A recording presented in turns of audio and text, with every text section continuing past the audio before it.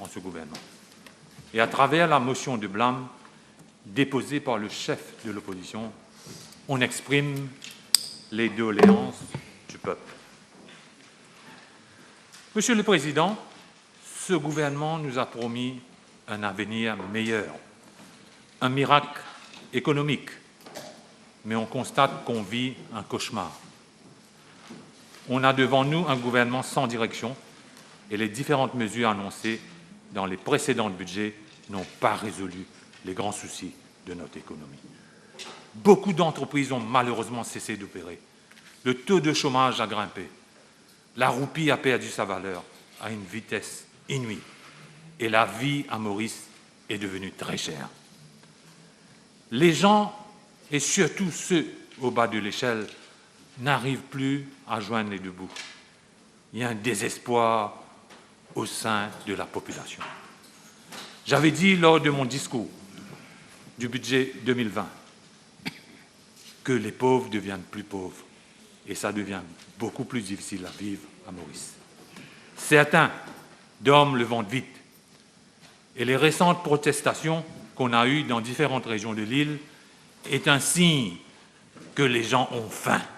Ils souffrent de ce qui se passe à Maurice.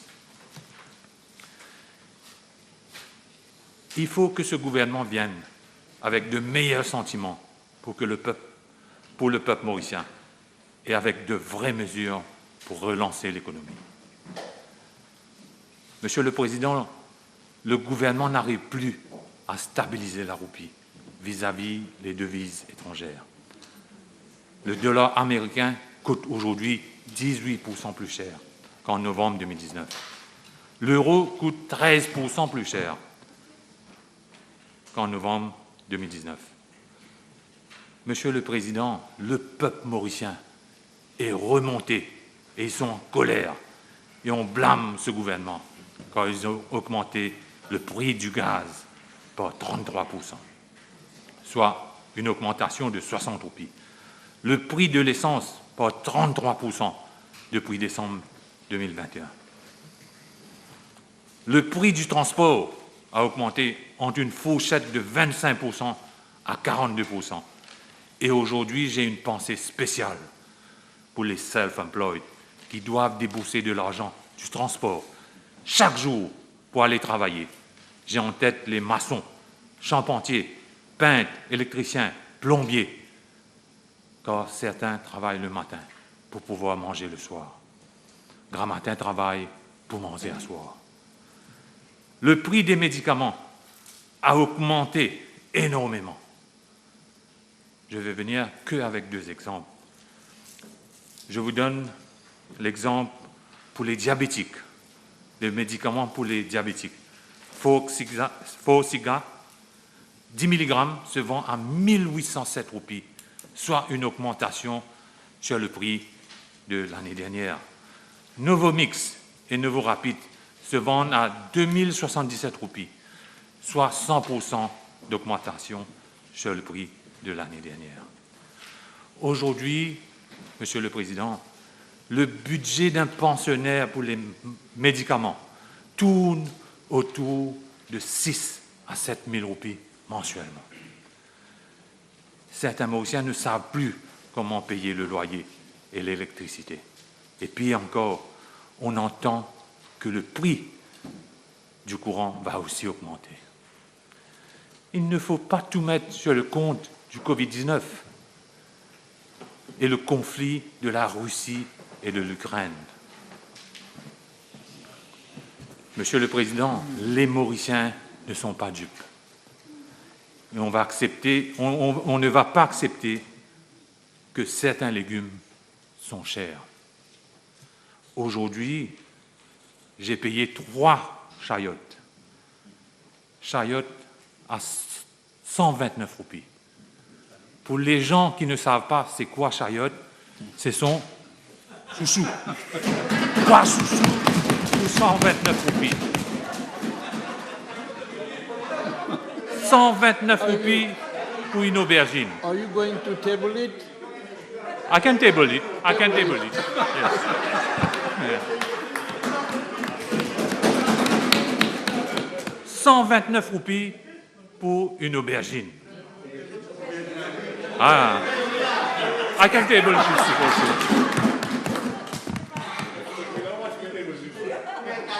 143 roupies pour 4 pommes d'amour. 125 roupies pour une courgette.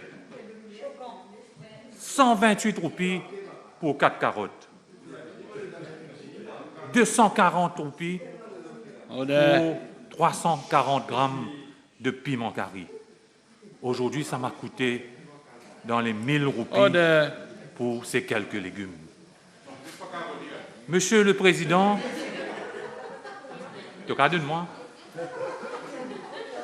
Monsieur le Président, je pose la question aux membres du gouvernement à travers vous. Est-ce que ces légumes sont cultivés en Ukraine ou à Maurice? Monsieur le Président, ce gouvernement nous dit de serrer la ceinture.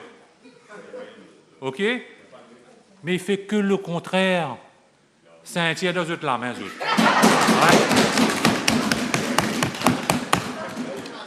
Il dévalise les fonds publics. Et je vais citer quelques exemples. Les voyages des 13 ministres à Dubaï, l'achat des ventilateuses, le gaspillage sur Heritage City. Monsieur le Président, si le gouvernement ne ressaisisse pas, on sera dans la même situation de crise économique que le Sri Lanka et le Liban, où il y a des coupures de courant et de graves pénuries de nourriture et de carburant et de produits pharmaceutiques. Il faut surtout stabiliser la roupie, Monsieur le Président. Il faut baisser la taxe sur l'essence.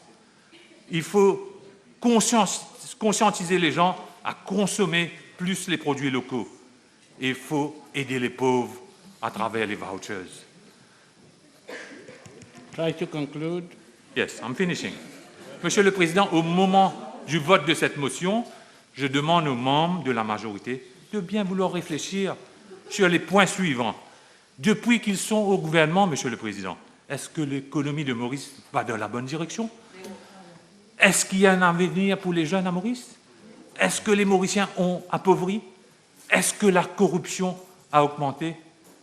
Monsieur le Président, en tout cas, je les laisse avec leur conscience. Au moment voulu, le peuple jugera. Merci, Monsieur le Président. Remove the exhibits from the chamber. Remove your exhibits from the chamber.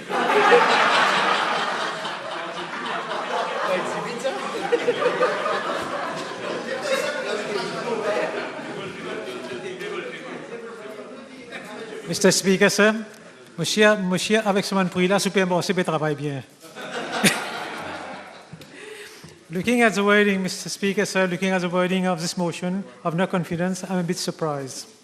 The labeling of this motion is, this Assembly has no confidence in government. In this motion, the leader of the opposition doesn't say that he does not have confidence in this government. The wording of this motion is rather broad, Mr. Speaker. Do I understand that the leader of the opposition does not believe in government, or is it a subliminal warning? If he has no confidence in government, does that mean he wants a system of anarchy? Anarchy is a state of disorder due to absence of authority. Is that why he did not condemn the riot that took place in April 22nd of this year? A riot that was organized by low rows of rioters carrying mattresses and old tires and setting fire at a different junction across different localities. Incidents that has caused many casualties among the public, policemen, and members of the fire services, not to mention the damage to government property, including the brand new metro station at Berkeley, with infrastructural damage of 13 million just at Berkeley metro station. Mr. Speaker, sir, this riot reminds me of the situations that prevailed in 1999 and 1968. In 1999... Can you give me 1 minute, please? Honorable, I've told you to remove the exhibit, and 3 times I've told you. And do it instantly. If not, you have to withdraw from the chamber.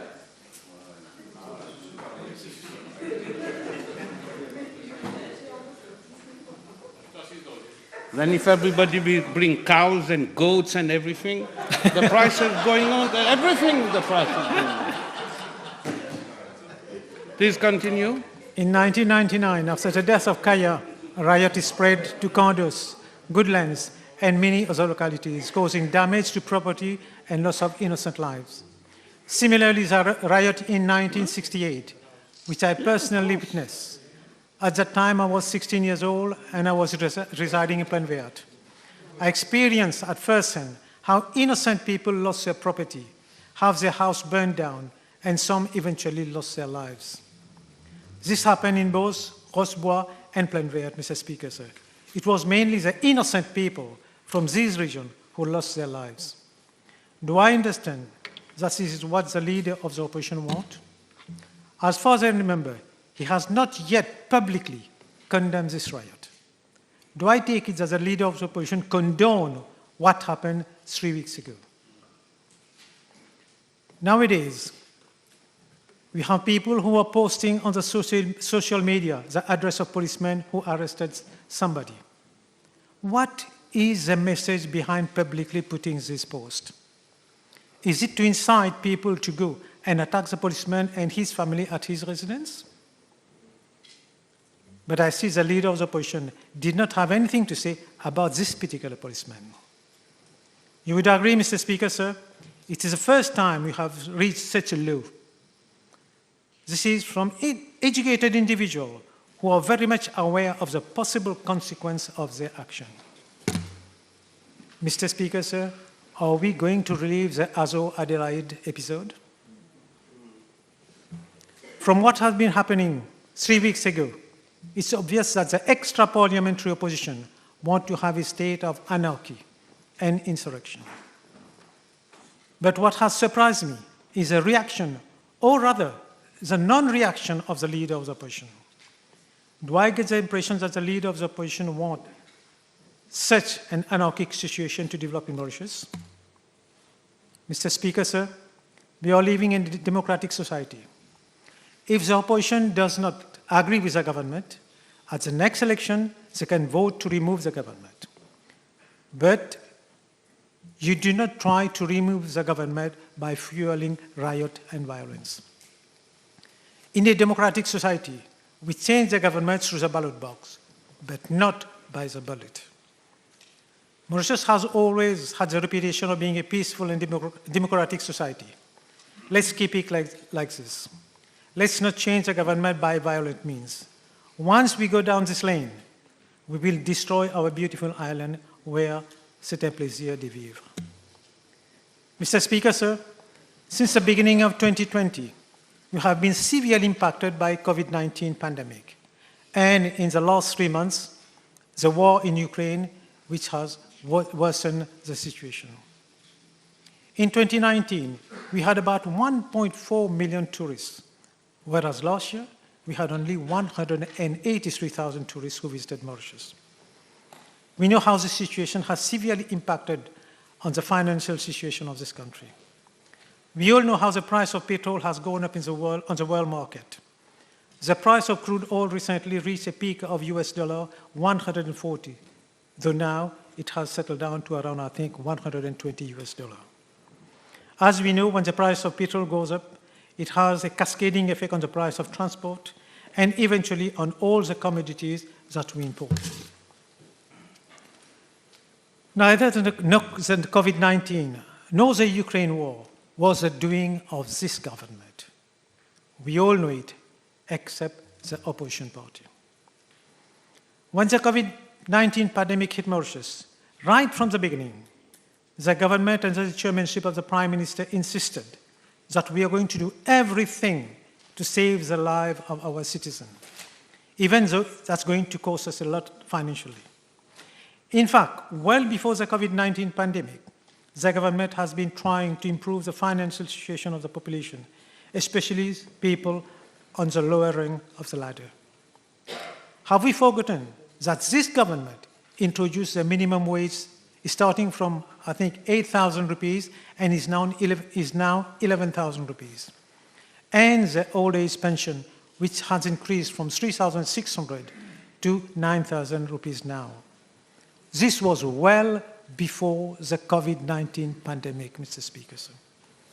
We all remember how difficult it was during the period of confinement.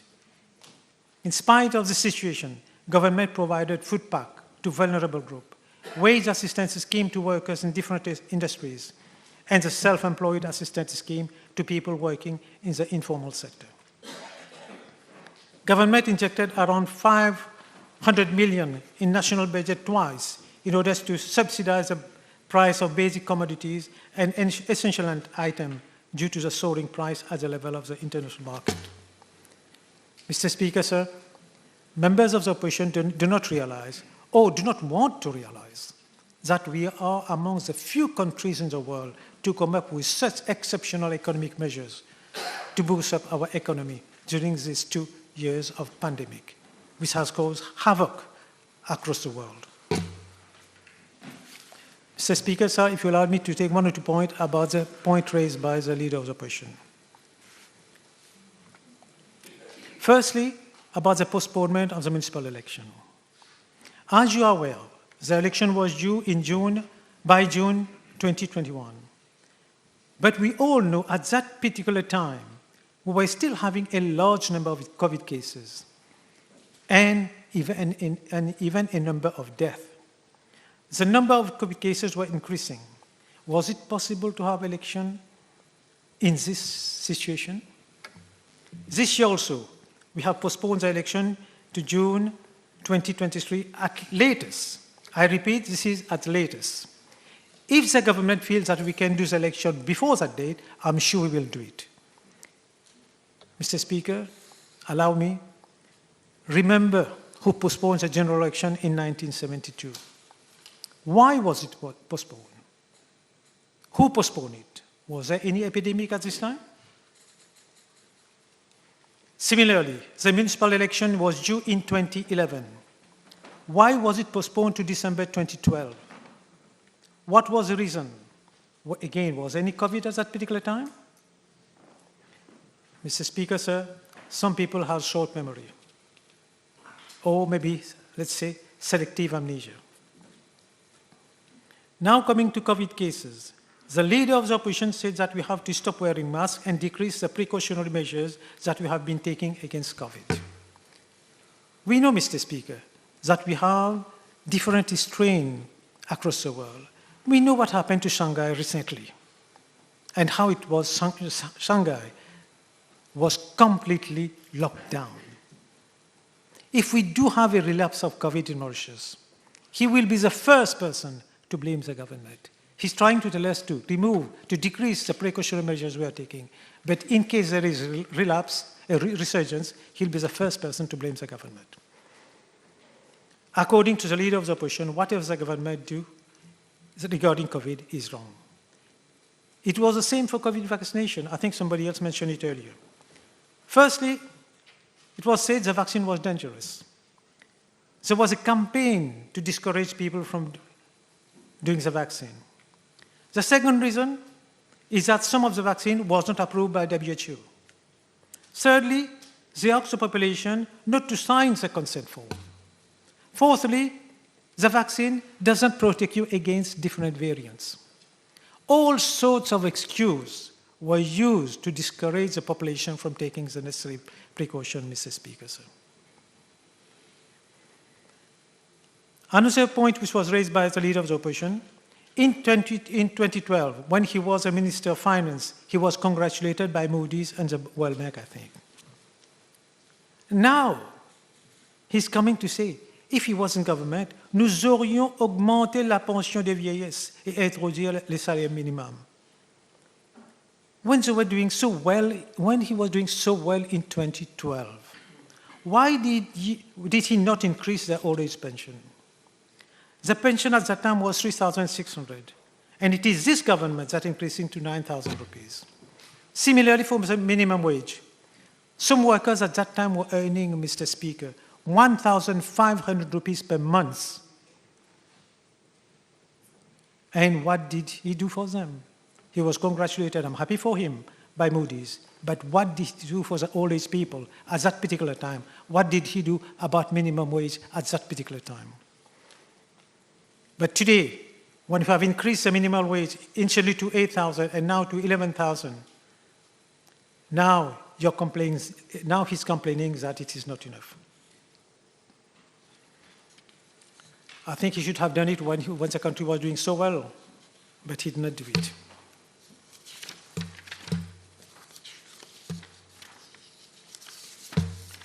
Mr. Speaker, sir, I believe that the present opposition party is running out of steam. They do not realize in what mess they are.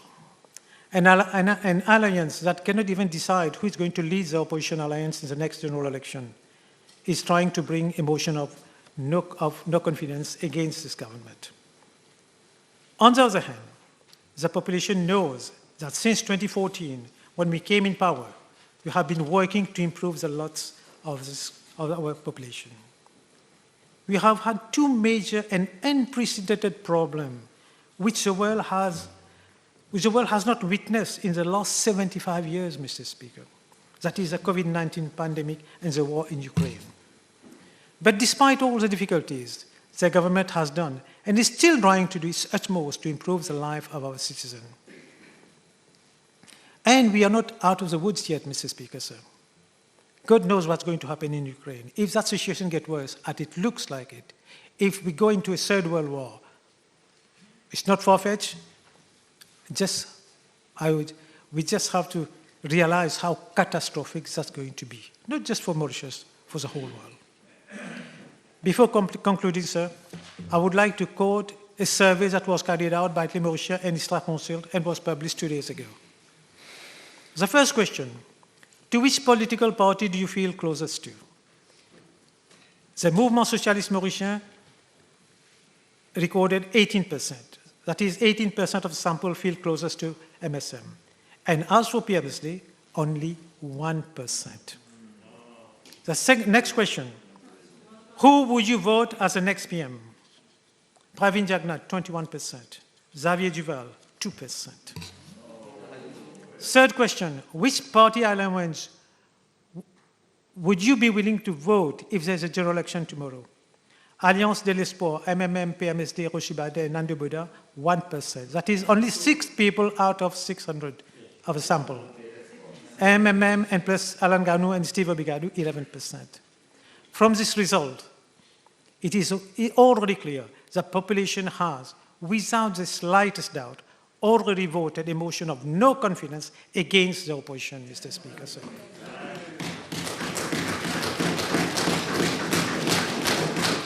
If that's not a motion of no confidence against the opposition, I wonder what it is. Mr. Speaker, sir, following the result of this survey and the clerk magistral that he has received, I think to maintain his credibility, I think the most decent thing that the leader of the opposition should do is to withdraw this motion of no confidence without further ado. Merci, Monsieur.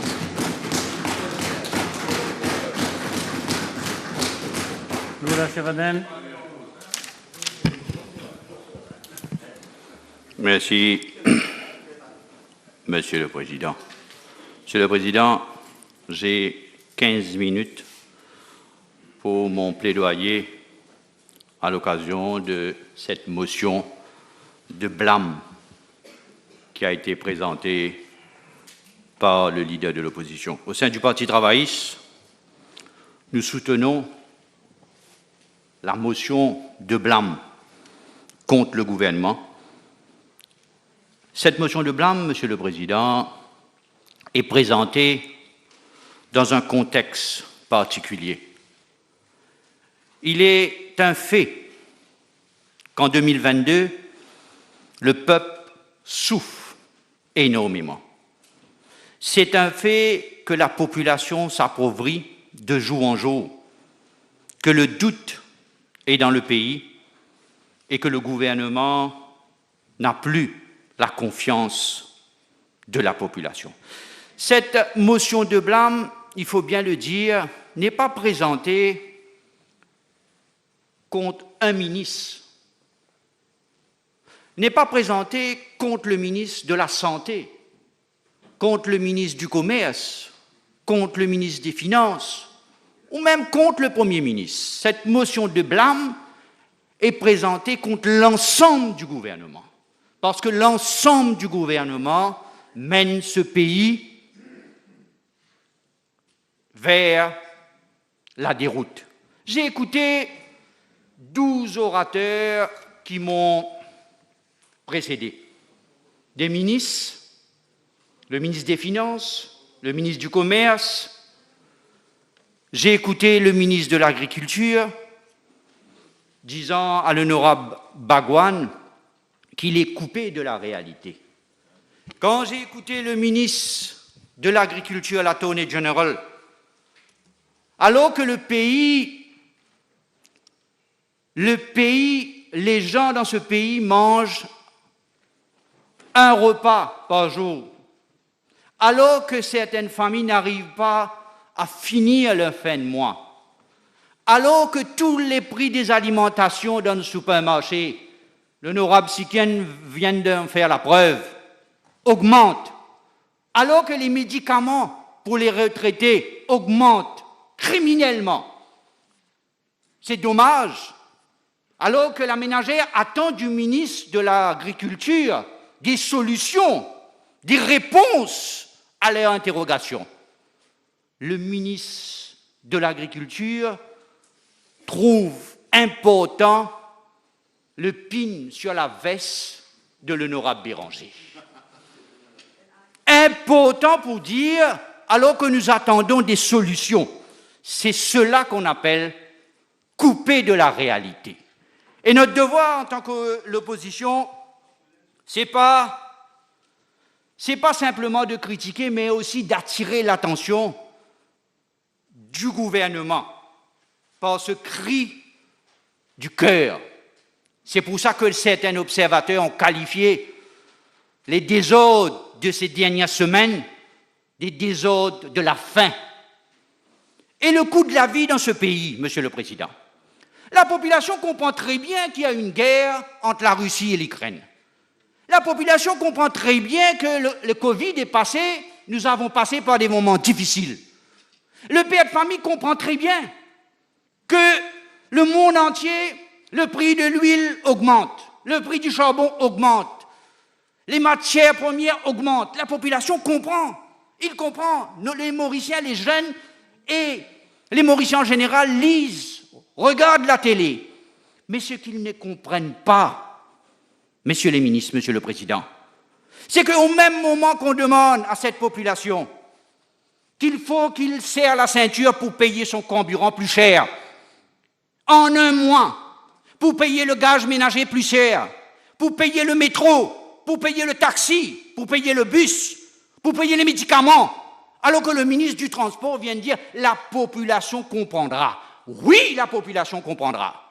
Mais la population comprendra quand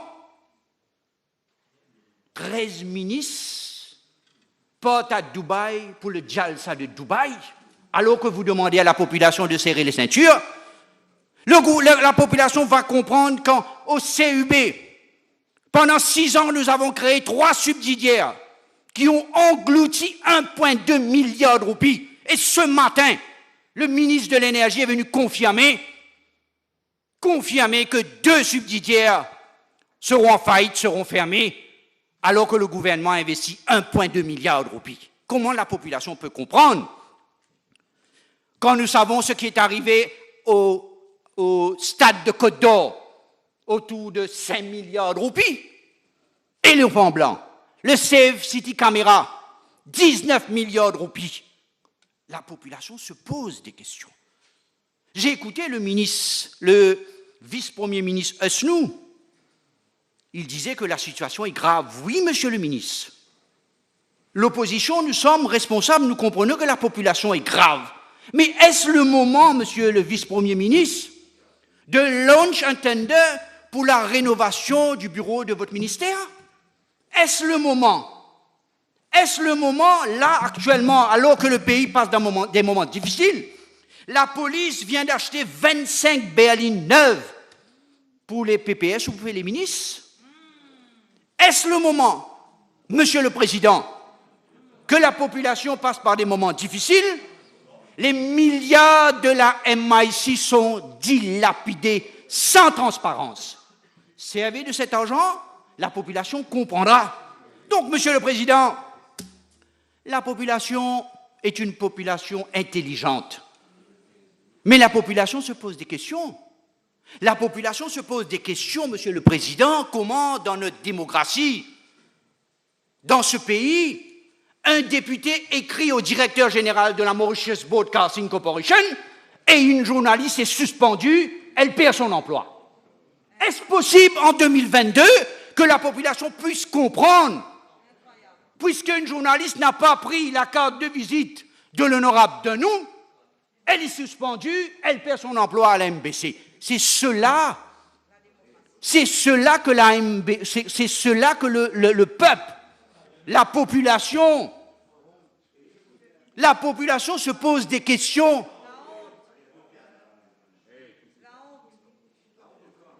Please, behave yourself.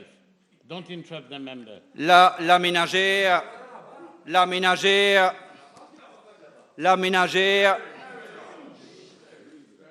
cela fait mal. Who started? You and Matthew. Cela fait mal. Who started this game? Quiet there. L'honorable Denuit s'excite. Yes. What point of order? I'm not going to give way, Mr. Speaker, sir. It's a point of order. I'm not giving a point of Honorable clarification. member, you should know your standing order. Don't embarrass. I know you don't know your standing order. No, he has the right of a point of order. There is no way to give. I give the floor. I give the way, please. Thank you, Mr. Speaker, sir. I refer to point 40 and two other members imputing motive. There has been an inquiry. He has mentioned my name. And the Prime Minister gave a reply, and there has been an inquiry. He can't say that because of me, that this person has been, he can't be imputing motives. Yes. And he can't put allegation on me. You have a point of order. Please withdraw He that. has to withdraw. You have to withdraw that. You can't. Oui. You can't be a judge. There is an inquiry going on.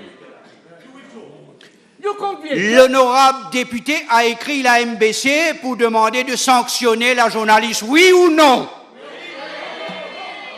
Aujourd'hui, il se dédouane.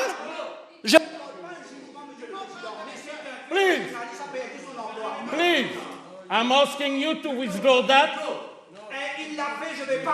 You have no speech. Next one. You have no speech. Wait, you have no speech.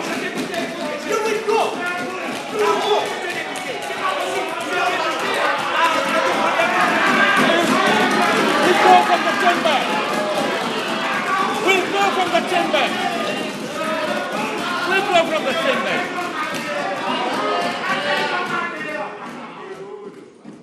Honorable Nakshadi, you start your speech.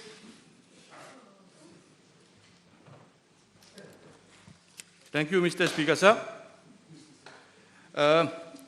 Let me first thank the Leader of the Opposition that he is back in this House to listen to the debate on his motion. You're going.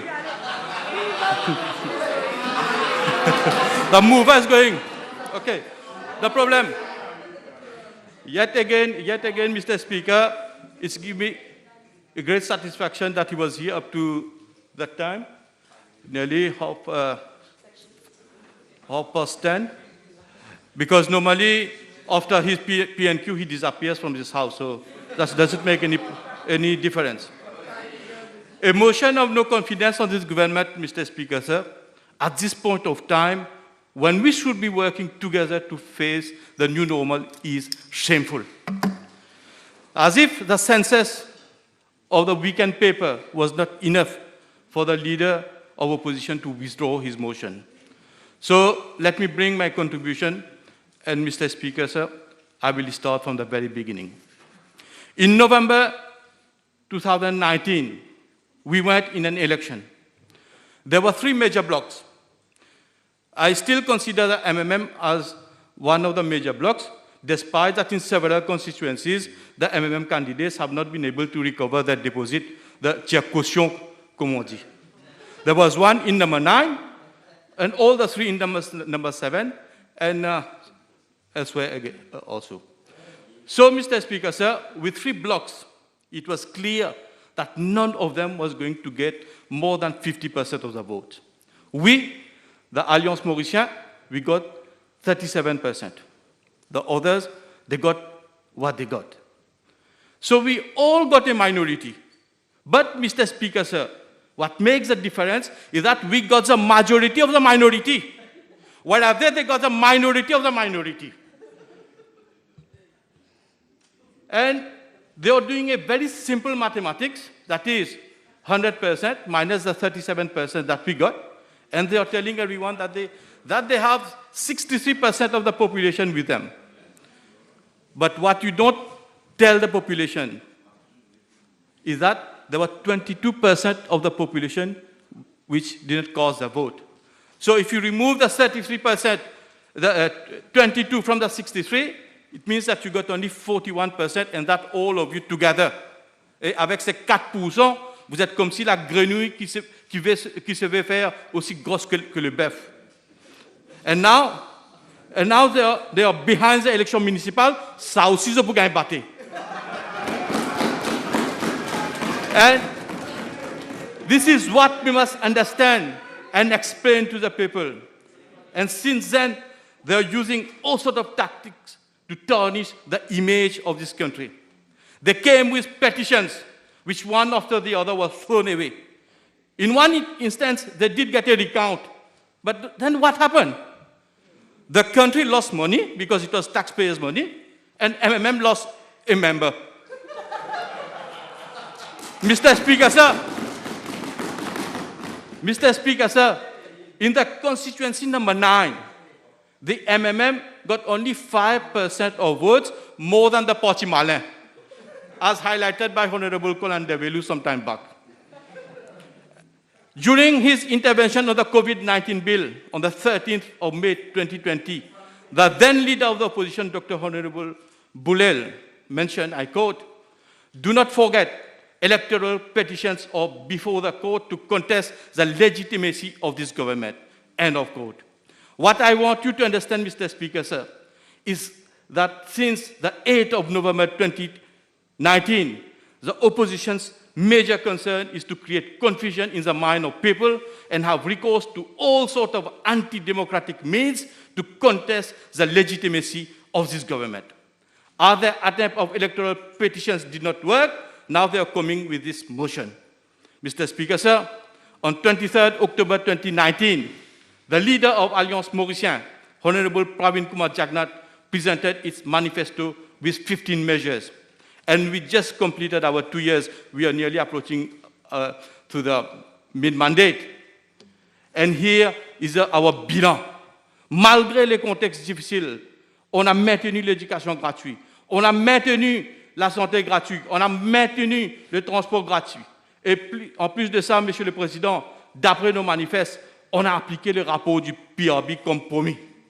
Le manuel scolaire gratuit, ça a été fait. La pension des vieillesses à 9 000 roupies, ça a été fait. Cette opposition que nous avons en face de nous avait déclaré qu'il n'avait pas les moyens de payer 5 000 roupies en 2014. Le leader de l'opposition, heureusement qu'il n'est pas là, sinon il aurait dit que c'est lui et l'honorable Boda qui avaient proposé la pension à 5 000 roupies en 2014, quand déjà on voit l'honorable Boda déclarer que le urban terminal, c'est son concept. L'aide pour les soins à l'étranger qui passe de 800 000 roupies à 1 million de roupies, avec le poste du patient bénéficiant d'un billet gratuit. Le plus important, Monsieur le Président, on avait promis la création d'un Youth Environment Council pour que les jeunes puissent s'exprimer sur la question environnementale. In March 2021, the National Youth Environment Council, that is an NYEC, was created. And this council, Mr. Speaker, sir, has a very young and dynamic chairperson, Dr. Zahir Alam. This council is already working towards science-based policy recommendations. And that chairman was cited in the latest flagship IPCC report. The IPCC, that is the Intergovernmental Panel on Climate Change, which is a United Nations body for assessing the science related to climate change. Already the United Nations is recognizing the contribution of this council, which is a vision of our Prime Minister, Honorable Pravin Kumar Jagannath, to provide opportunities to our young people. Another achievement, Mr. Speaker, sir, is that in the last mandate, this government appointed a lady to the post of Speaker for the first time. A lady as the President of the Republic for the first time. And in this mandate, for the first time, we have a Chief Whip who is a lady and doing her job in an excellent manner. Mr. Speaker, sir, the world is going through a tough time. I won't say that we don't have problem. We have problem with the economy. Yes, we do have.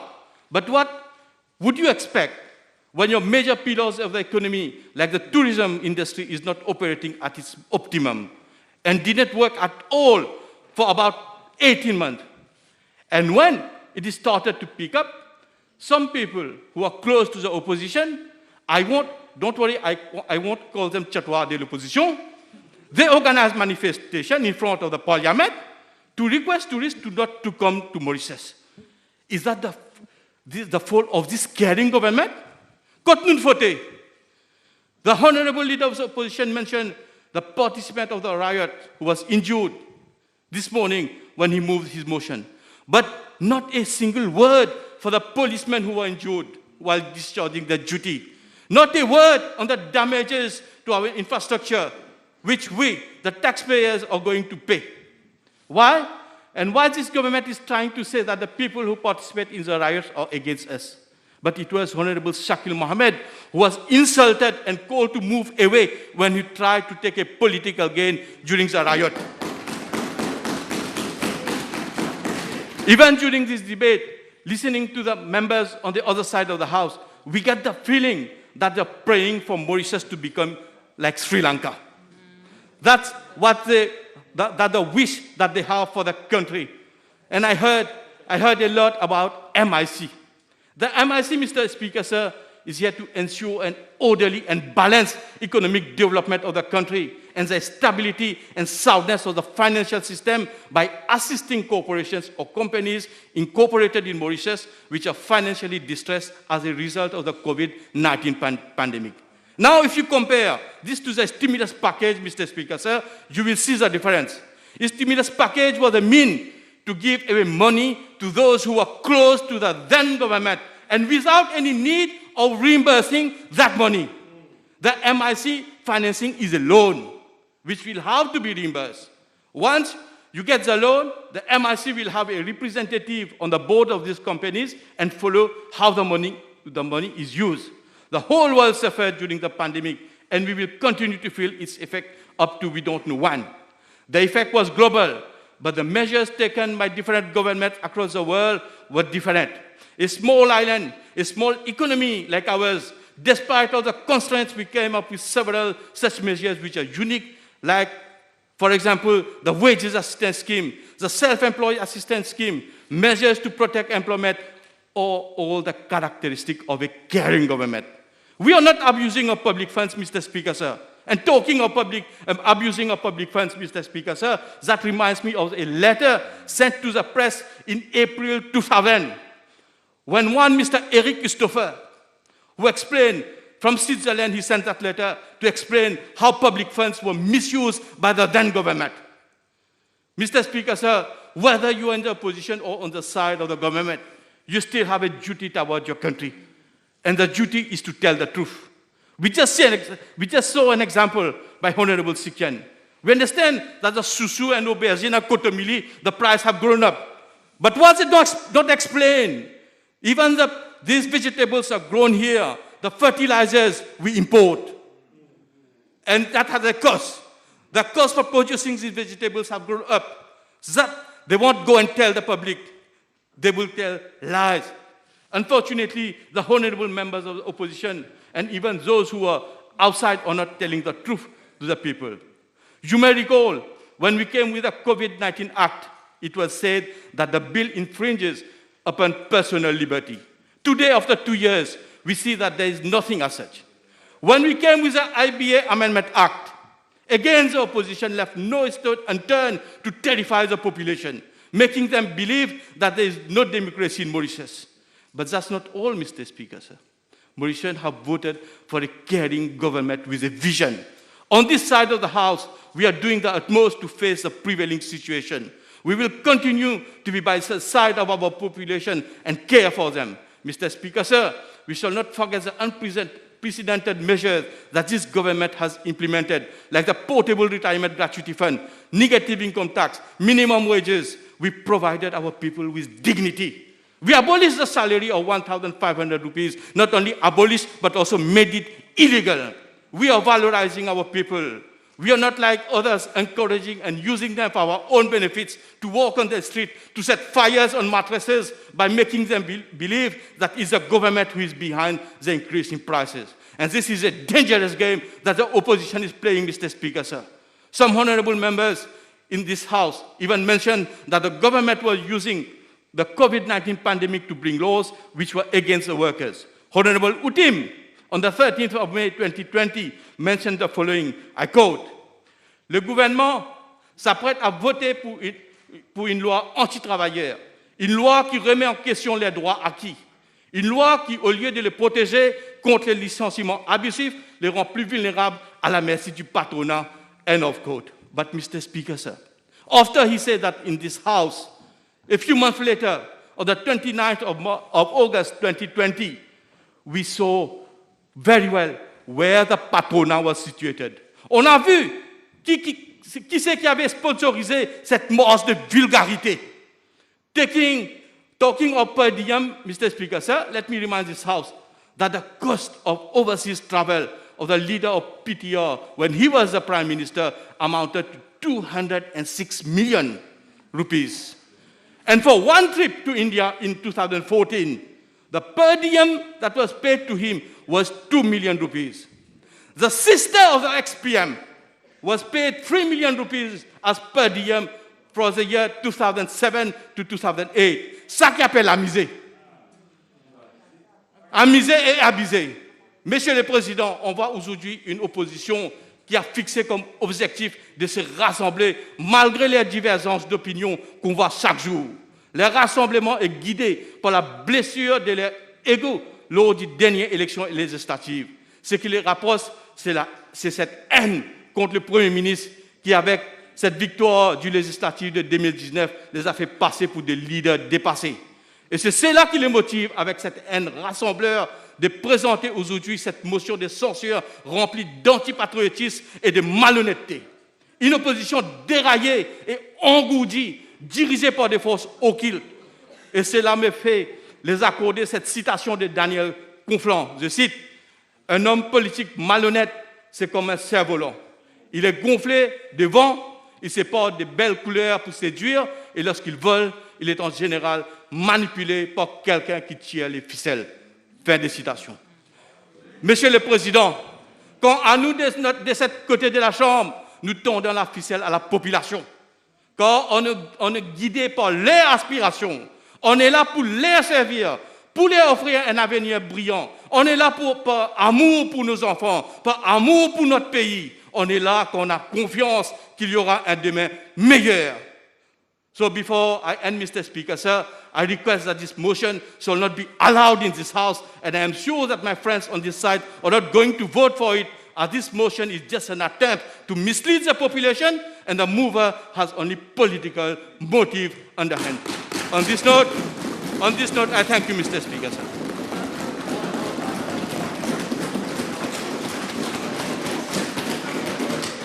MP Navarre. Merci, Monsieur le Président. Nous débattons aujourd'hui d'une motion of no confidence.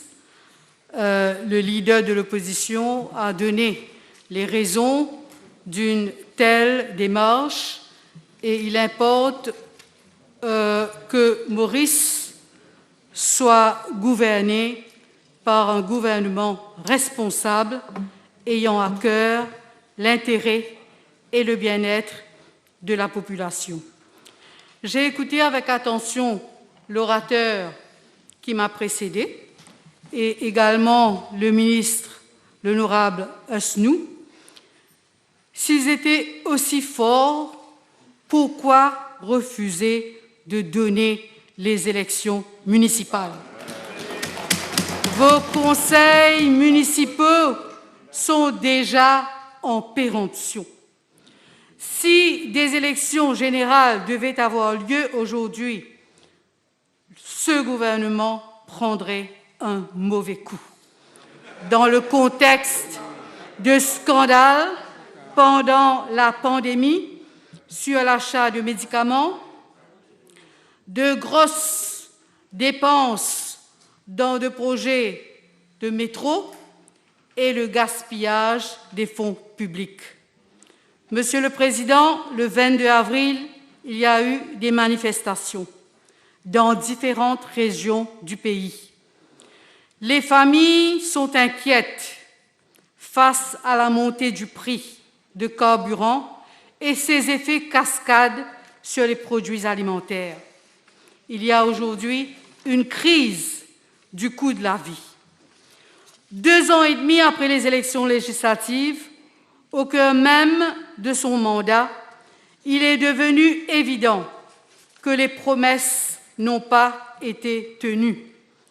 Et ce gouvernement s'enlise dans des projets qui n'ont rien à voir avec la qualité et le niveau de vie de la population.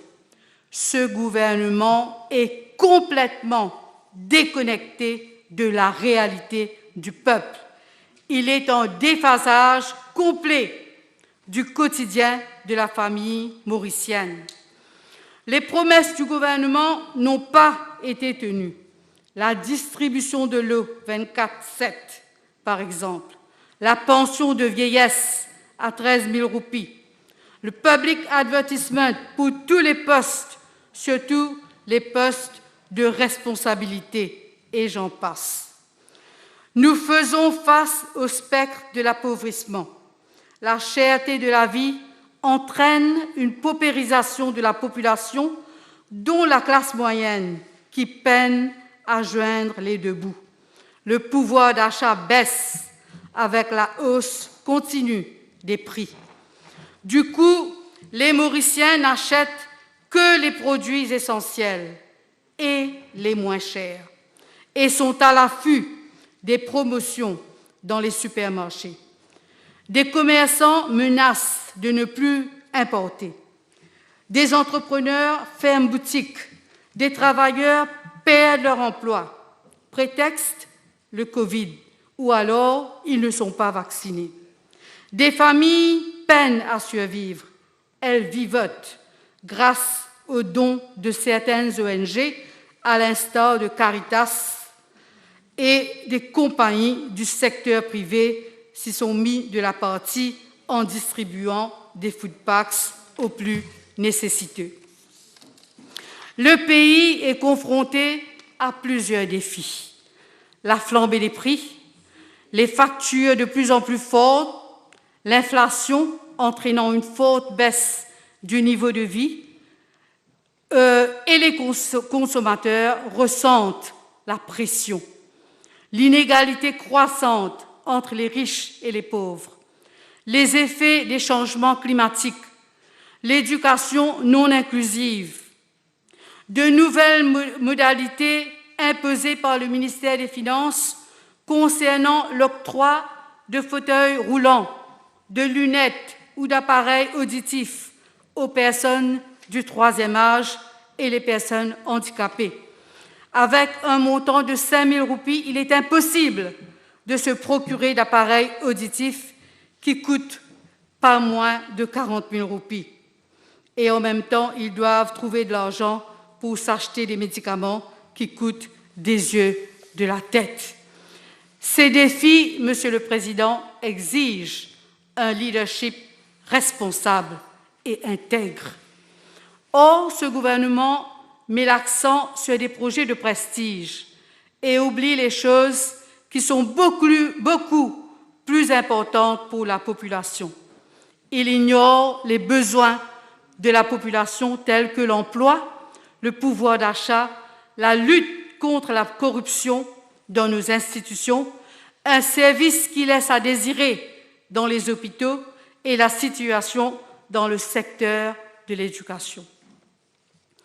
Tout en concédant que le Covid et la guerre en Ukraine ont contribué à faire flamber les prix de certains produits, nous ne pouvons occulter le fait que le gaspillage d'argent et l'accaparement des biens publics, l'abus de pouvoir, les passe-droits, le népotisme et le favoritisme sont les maîtres mots de ce gouvernement. Des projets de prestige ne rempliront pas les catoras du peuple. Ces projets n'apaiseront pas la faim. Les dépenses exagérées et indécentes en termes de missions ministérielles à Dubaï Expo, le projet Métro Express, l'hippodrome à Côte d'Or, le scandale des ventilators et des médicaments, la liste est longue. L'exemple devrait venir d'en haut. Nos institutions n'inspirent plus confiance. Les Mauriciens crient leur indignation dans les rues, sur les ondes des radios privées, telles que Enquête en direct, Explique Ouka, Tempo Lasso, pour s'exprimer, pour exprimer leur misère, leur doléance, au lieu de se diriger vers les CAB. Des institutions telles que l'ICAC n'inspirent plus confiance. Combien de cas ont été référés à l'ICAC? Combien de ces cas ont été résolus? La MBC, mon camarade l'honorable Assia Vaden en a parlé. Le cas de la journaliste contrainte de partir parce qu'elle avait refusé de prendre la déclaration d'un élu de la majorité. La MBC censurant le message du cardinal Piat, car contenant des propos qui ne font pas plaisir aux potentats et mandarins. En l'occurrence, la notoire La Cuisine. La MBC qui ne passe pas un Sega du défunt chanteur Lynn pour les mêmes raisons. Et j'en passe. Où est passé le rapport du Fact-Finding Committee sur le décès des dialysés? Le rapport sur le rapport, Lam Changlin, sur la drogue. Combien de cas de brutalité policière n'ont pas été résolus à l'heure actuelle? Les institutions ne fonctionnent plus. Elles n'ont jamais fonctionné correctement et dans la transparence sous ce gouvernement. Ce gouvernement gouverne dans l'opacité. D'ailleurs, dans son Annual Audit Report 2019-2020, le directeur de l'audit fait clairement ressortir qu'il n'a pas accès aux documents. À la page 22, il écrit ceci. NAO officers either could not have access to records or such access was simply denied. For example, for the audit of the Ministry of Health and Wellness, important files could not be provided. Another example is the case of the police service that invoked a confidentiality clause in a contract to restrict access to records and information to NAO officers. Le directeur de l'audit mentionne également the key issues de ce rapport. Non-compliance with legislations, regulating reporting responsibilities, lapses in procurement management, deficiencies in contract management, non-compliance with legislations and non-enforcement of rules, value for money not obtained from significant expenditure incurred, deficiencies in asset management. Je préfère m'arrêter ici. Merci. Il n'y a pas, j'ai pas terminé, il n'y a pas que les institutions... Pardon? Time is over for you. I said merci. Time is over for you. Next orator would be Next orator would be Honorable François. You have the floor.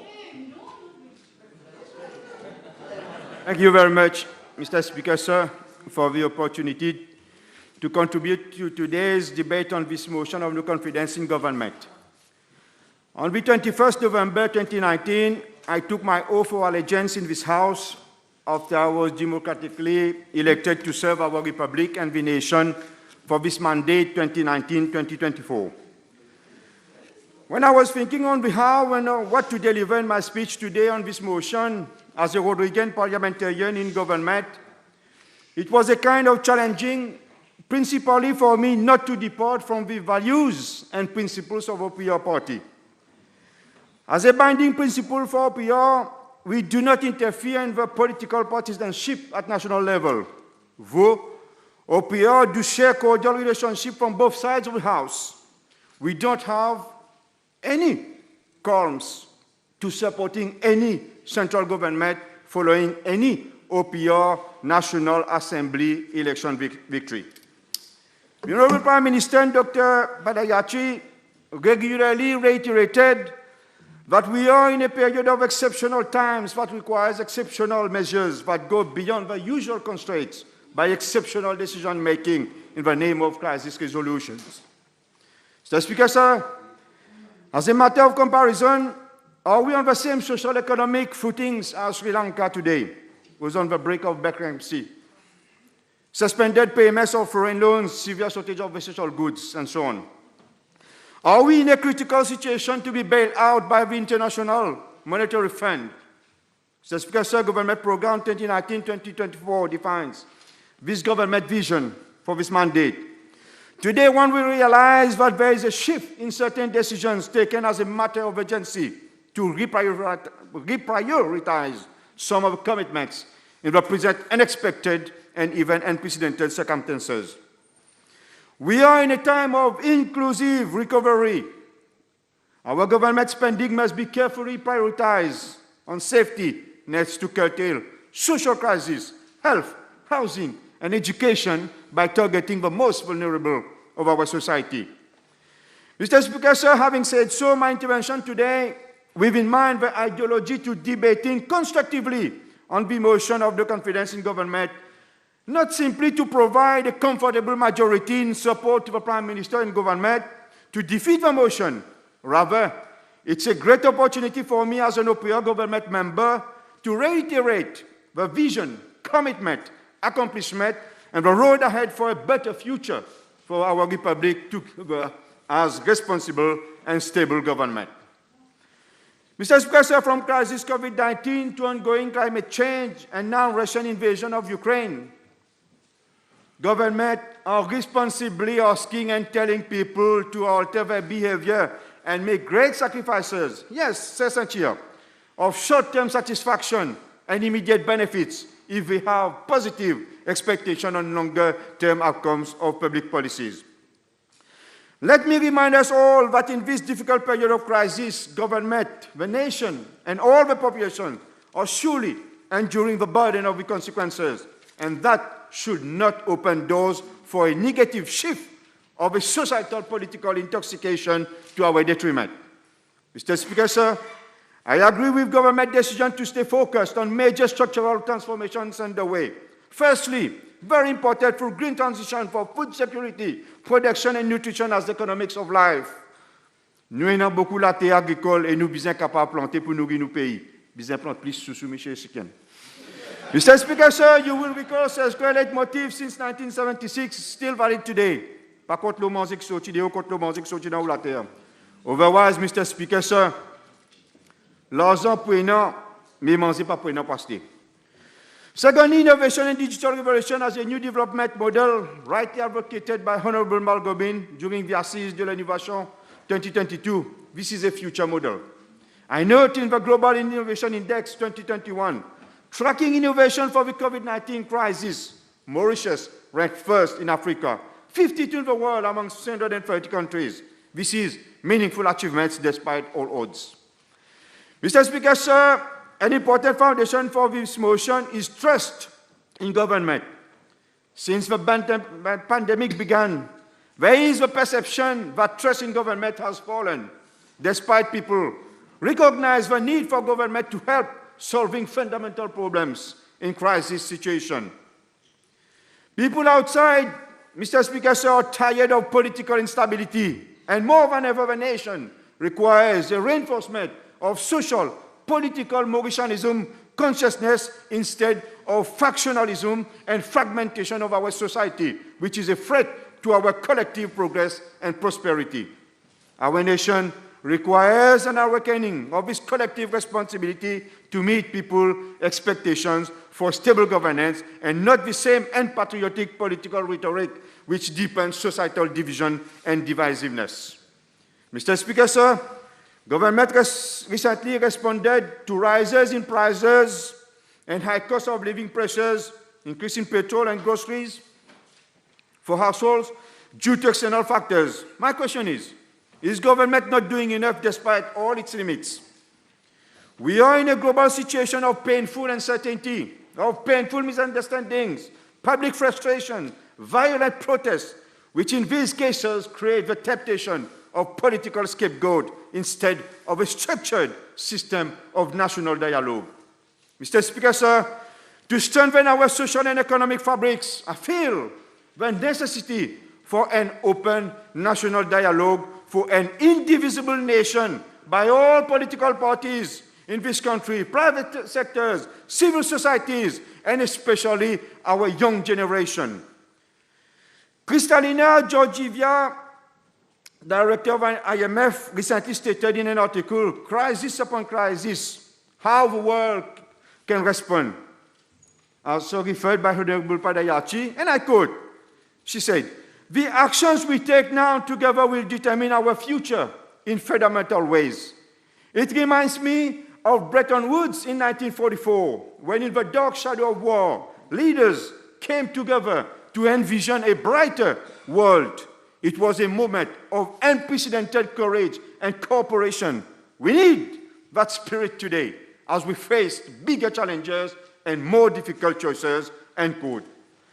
Monsieur le Président, j'aime bien la pertinence de sa réflexion qui répond à notre situation actuelle, alors que nous débattons sur cette motion de blâme. Elle formule que sur le plan économique, la croissance est en baisse et l'inflation en hausse. Sur le plan humain, ce sont les revenus des populations qui sont en baisse et les difficultés qui sont en hausse. C'est clair que les personnes pauvres seront les plus touchées par ces bouleversements. Peut-on dire que le gouvernement reste sensible et fait la sourde oreille aux pauvres? Non, Monsieur le Président. 12 milliards de roupies pour le logement, 8 milliards subsides, mais l'État n'est pas en mesure de satisfaire à toutes les attentes. Monsieur le Président, à titre de comparaison et d'exemple, ce qui me réconforte, au Maroc, plusieurs stratégies d'action collective ont été déployées face aux revendications pour freiner la hausse des prix et maintenir le fonds de compensation. Au Ghana, la société civile demande des appuis pour les agricultrices sous forme d'investissement dans le domaine des moyens de production pour encourager la création d'emplois, la croissance économique et le bien-être de la population. Aux Philippines, un programme de relance devrait donner la priorité à la sécurité alimentaire, à la création d'emplois grâce à la stimulation, au soutien des entreprises locales, afin d'en faire profiter les travailleurs et à l'investissement dans des projets axés sur des infrastructures vertes et l'allègement de la pauvreté. Monsieur le Président, le gouvernement central mauricien, pour sa part, a adopté des mesures que certains considèrent insuffisantes pour soulager la population. Non pas tant qu'elles sont intrinsèquement souhaitables, mais parce qu'elles permettent d'écarter une menace d'une perpétuelle instabilité dans le pays. Dans ce contexte de crise, nous sommes en face d'une politique de liaisance et de patience qui repose sur le principe de vérité, de nécessité, de rapidité et de solidarité par une gouvernance cohérente et d'harmonisation. Certes, Monsieur le Président, l'opposition a le devoir de contester l'orientation de certaines politiques gouvernementales, mais être jugée principalement sur des questions que de compétences ou mauvaise gouvernance, plutôt que sur les fins auxquelles l'orientation politique gouvernementale est destinée, relève d'une grande faiblesse démocratique pour notre République. Monsieur le Président, je l'ai déjà dit, Le Premier ministre a une vision globale et à long terme des actions qui mènent son gouvernement. Il en va de même pour chacun des ministres, des PPS et députés de ce côté de la Chambre, chacun dans son domaine de compétences. Monsieur le Président. Now, Mr. Speaker, sir, let me say a few words, specifically on Rodrigues, and also to put on record that the OPR party is one of the top 5 parties of our republic. It is one of the rare parties who constantly scores on its own for the National Assembly elections, more than 50% of votes, and in the last election, having obtained a very unfortunate 46% of votes alone against 2 alliances of 6 parties, including the National Party, with a high risk of instability and disintegration at any moment from now. OPR has never been in alliance with any party, be it at local or national level. So, Speaker, sir, OPR always works with any government of the day in the best interest of our rigs and for the prosperity and progress of our republic. My leader, Serge Claire, said that the Republic of Mauritius must have a different vision for our rigs after the advent of autonomy in 2001. The Honorable Prime Minister and central government have understood this very well through an excellent, respectful working relationship and understanding as we witness with the outgoing OPR regional government in the true spirit of our autonomy. The House will note central government unflinching support for the transformational development of our rigs today in 2022, amounting to 4.79 billion rupees as compared to 1.7 billion rupees in 2013 and 2.7 billion rupees in 2015. Allow me to quote a few paragraphs of Government Program 2019-2024, which have been reinforced in various budget speeches as well. Paragraph 182, Government stated, the sustainable development for rigs with due regard to a fragile ecosystem will remain at the heart of government's agenda. Paragraph 184, a new runway 2.1 kilometer long by 45 meter wide at Prenkora Airport, requiring 4 billion rupees investment, will be built. Works are expected to start this year. Paragraph 186, to increase water supply in roadways, government will support the application of new technologies for desalination and storage. I note, government meaningful financial commitment of 1 billion rupees through the Mauritius Investment Corporation for water distribution problem solution to increasing water production capacity. Mr. Speaker, sir, over essential central government measures towards road rigs, subsidy on cost of airfare, holiday packages to sustain tourism industry, financial support under the COVID-19 Financial Support Initiative for tourism alternative livelihood, electricity cost subsidy for tourism industry, sales of local meat, handicraft, and agro-processed products, and support to local artists. Financial support from COVID-19 projects funds and national environment funds. I won't go into the financial quantum. For implementation of various development projects in Rhodes. Mr. Speaker, sir, government also is fully supportive to the new social housing scheme and famine bon la case for vulnerable families in Rhodes. Further, as part of the territorial continuity vision within our republic and IT sector development, central government provided road rigs with high-speed bandwidth through the installation of a Mauritius and road rig submarine cable system, and also the ongoing construction of Technopark with the first smart building to developing businesses and employment for our youths in road rigs.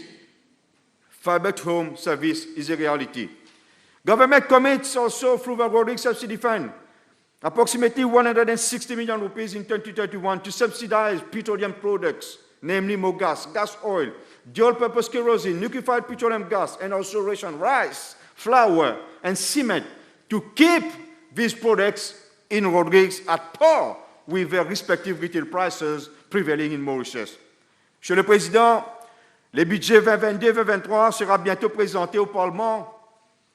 Comme j'ai déjà mentionné, le gouvernement central venait de prendre une série de mesures en réponse à la hausse des prix ici à Maurice.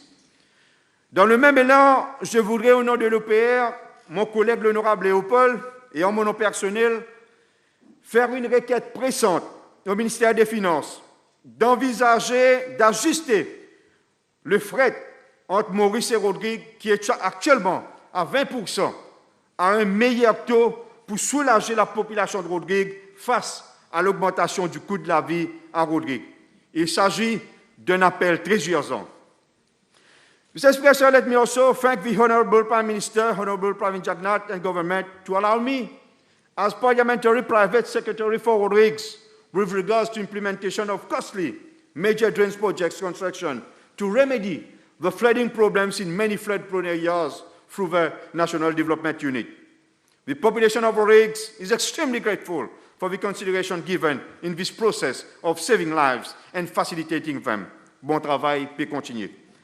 Mr. Speaker, sir, one last point before concluding. For almost 2 years, Rigs was COVID-free, protected from COVID-19, Delta variant, upon decision of governments, both local and central, to close our border and to provide necessary funds to pay our Mauritius and hotels as quarantine centers. During strict control repatriation, the population of Rigs highly values these decisions for the strict sanitary control to keep Rigs COVID-free, even up to after the dissolution of the Regional Assembly, which allowed regional elections to be held in Rigs. I also note government technical, medical, through vaccines, and financial help to Rigs during the foot and mouth disease pandemic for its control and eradication in the interest of our farmers' community. Mr. Speaker, sir, despite the crisis situation, I sincerely welcome government commitments for the transformational development of Rigs. To conclude, and in response to our citizen expectation, let me put the following questions. Is our government reliable to minimize uncertainty in the economic, social, and political environment, and is acting in a consistent and predictable manner? Yes, we are. Is our government responsive in the provision of accessible, efficient, and citizen-oriented public services that effectively address the needs and expectations of the public? Yes, we are. Is our government open and inclusive in a systematic, comprehensive approach to improve transparency, accountability, and engagement? Yes, we are. Is our government fair in the treatment of citizens and businesses in the policy making and policy implementation processes? Yes, we are, and I leave it here to the appreciation of one and all. Monsieur le Président, Mr. Speaker, in this difficult time of global crisis and in the spirit of national solidarity to our population, as a member of Parliament, I am ready to modestly contribute again a monthly 10% of my salary to the National Solidarity Fund. I think this is my call for all us all in this House, both sides of the House. Monsieur le Président, je termine en faisant un appel solennel à toute la nation. L'heure n'est pas d'encourager la division de notre société, mais sa transformation dans la solidarité. L'heure n'est pas des grands discours politiques, mais un dialogue national constant vers une société républicaine cohésive. L'avenir de la République ne repose pas dans l'instabilité nationale ou l'instabilité politique, mais dans un nouvel engagement patriotique, profond et citoyen de tout un chacun. Nous devons choisir de faire face ensemble comme une République unie, face aux plus grandes crises sanitaires, économiques et planétaires actuelles. Monsieur le Président, je termine.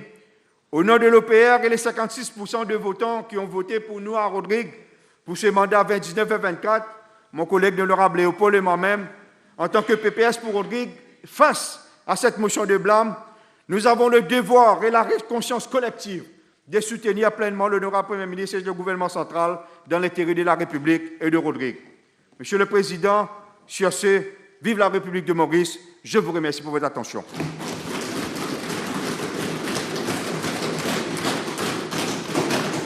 MP 15 minutes. Thank you, Mr. Speaker, sir. Mr. Speaker, sir, a motion of no confidence is an important exercise in the functioning of this temple of democracy and should be tackled with all its seriousness. So, as time is of the essence, I will not rebut baseless allegations, character assassinations from certain honorable members from the other side of the House. Because debates on a motion of no confidence in the government is a serious matter that should be tackled with all its seriousness. And I would invite most of the honourable members of this House to ponder as to the first motion of no confidence that was debated in this House. It was on the 12th of July 1979. For the first time ever in post-independence Mauritius, a motion of no confidence was presented before this August Assembly by the then leader of the opposition, Anirudh Jagnnath, as he then was. And from there on, we have had another 5 motions of no confidence, and this 7th motion has all its importance as we face almost the same situation that we were facing in 1979, Mr. Speaker, sir. Growing poverty, high cost of living, depreciation of our rupee, eroding purchasing power. 2 ministers have resigned. 1 former deputy prime minister was revoked, and the motion in 1979 did not go through as the other motion. But, Mr. Speaker, sir, but the aftermath of this motion, the then government faced the fury of the people and lost all seats in 1982, the first famous 60-0, Mr. Speaker, sir. The writings on the walls now as well, and the best test is election. As true Democrats, I urge government to bring on the municipal elections, for instance. Bring on the municipal elections. This is the best poll. This is the true survey. Instead of 600 people opining, you will have more than half of the population giving their own opinion. This is the true survey, and our people shall have the chance to give a motion of confidence or a motion of no confidence to this government. This is democracy, and municipal elections are due.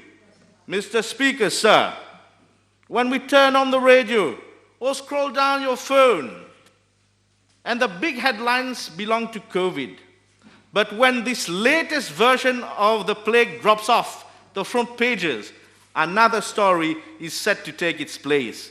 And this one will hang around for most of the year and the coming year, which will most possibly be deciding the government's future, Mr. Speaker, sir.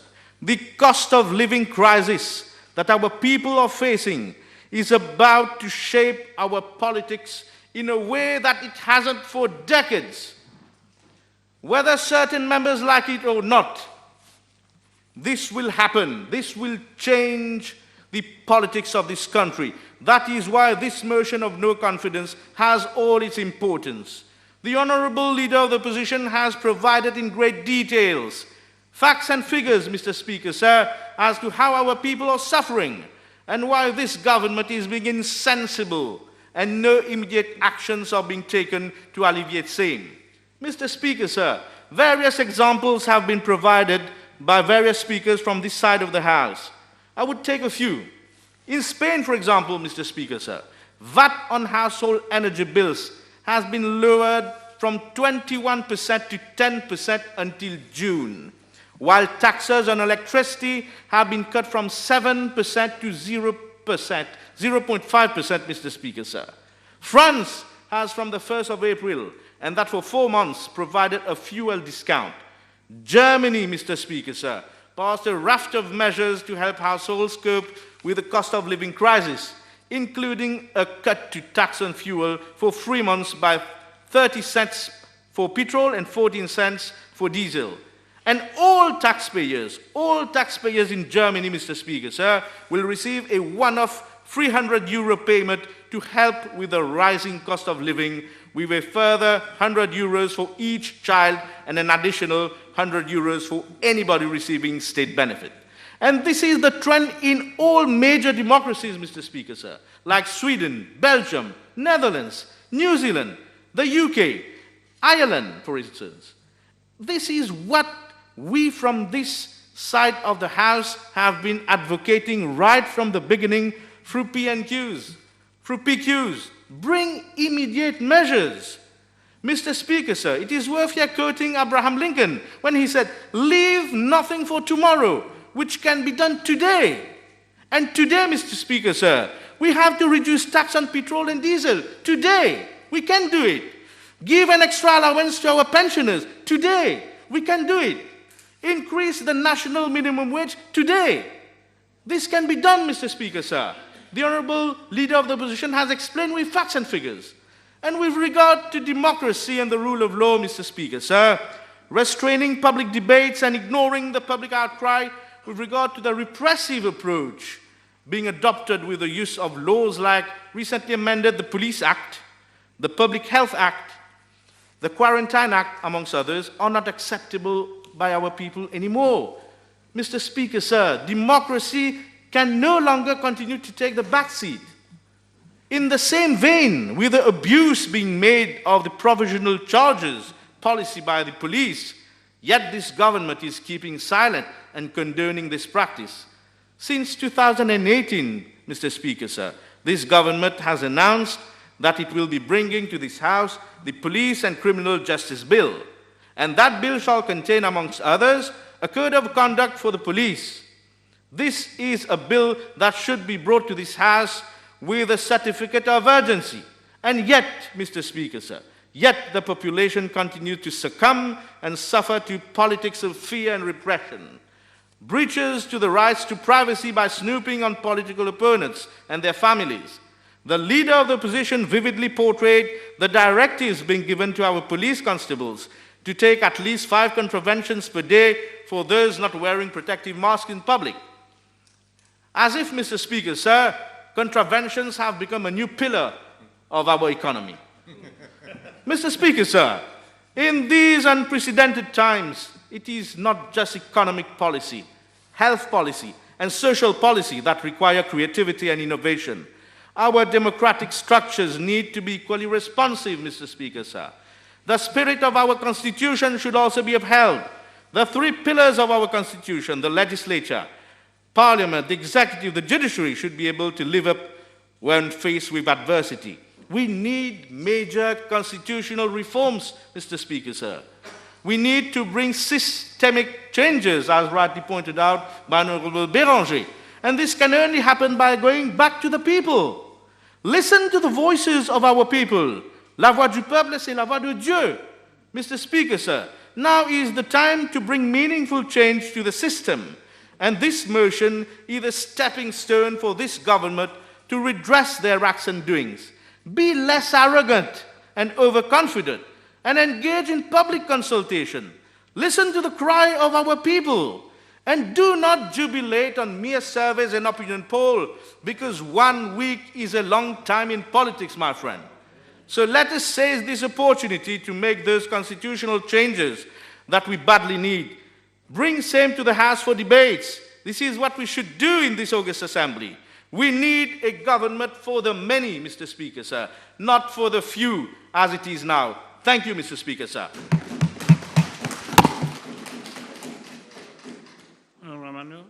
Mr. Speaker, sir, I move for the adjournment of the debate. Is the motion seconded? The question is the debate now adjourned. Those in favour say aye, those against say no. The ayes have it.